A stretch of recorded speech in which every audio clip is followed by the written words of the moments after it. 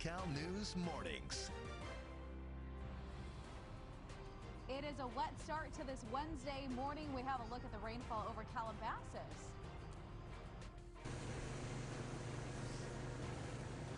And it was pouring in Castaic overnight, the first wave of storms creating slick driving conditions. And we have a live look from the 2 in Glendale this morning. You can see all the drops coming down on the windshield there. The road doesn't look that bad. That's probably because we're at a stoplight. We'll keep you updated when it comes to the conditions. Bring on the rain and drive slow. Well, good morning, everyone. Today is Wednesday, February 5th. You're watching Kcal News at 5 a.m. I'm Chris Holmstrom. And I'm Kcal Dt, and we're, of course, tracking the latest storm moving through Southern California and some of the concerns right now in the aftermath of the wildfires that includes, of course, our roadways. Yeah, people near burn areas, they've spent days mitigating the threat of debris flow and washouts. We're also live in Altadena and the Palisades following those preparations. Our team coverage starts with our meteorologist, Amber Lee.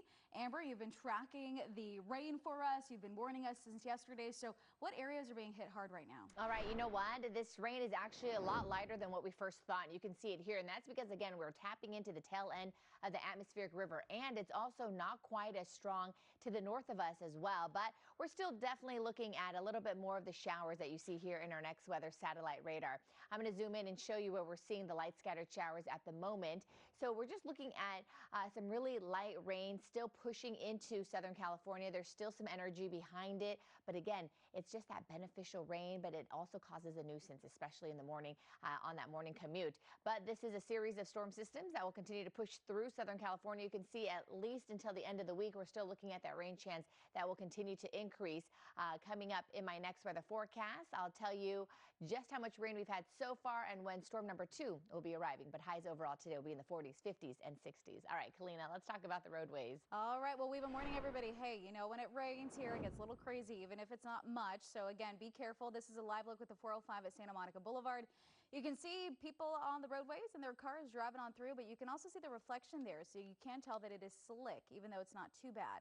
I do want to start off with this crash, though, in the Inland Empire, 215 north at University. We have the right lane blocked off. That's already causing a really heavy backup out of Moreno Valley heading into Riverside.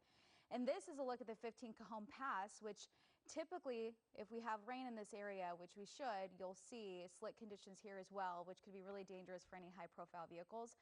I'll keep an eye on it for you, but for the most part, everything else is pretty quiet. Just 2 days after opening to the public, part of PCH is closed once again with the rain coming down. Yeah, crews are limiting access since the rain could bring about mudslides in the Palisades fire zone. Kcal News reporter Tina Patel live from Malibu with more on the storm safety operation. Tina. Yeah, good morning. It is raining this morning, pretty steady, although right now pretty light. And the hope is that it will stay this way. We won't get that heavy rain.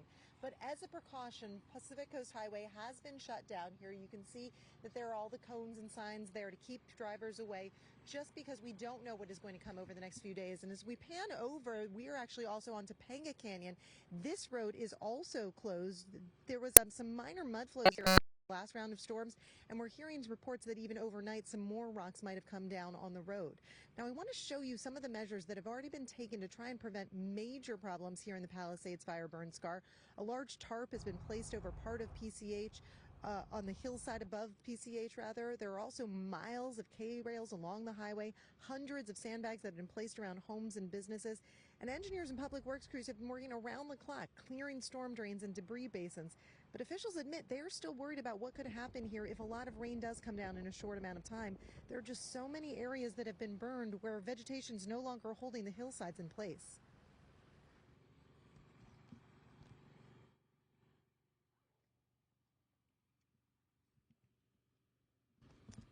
And Tracy Park, we talked to her yesterday. She said when you stand on PCH and you actually look up and you see the hillsides, there's just a lot. And she knows that if there was a major storm, there's really not enough K-rails, enough sandbags to prevent anything. So again, that is part of the reason that PCH was closed down as a precaution. They know how much inconvenience it is, especially because it was just reopened a few days ago. But they say they just don't want to take any chances in this weather. If there is a slide, they just don't want there to be any drivers who could get caught or get hurt. We'll send it back to you. Yeah, definitely better to be prepared. Tina, thank you so much. Let's go to the Eden Fire Zone.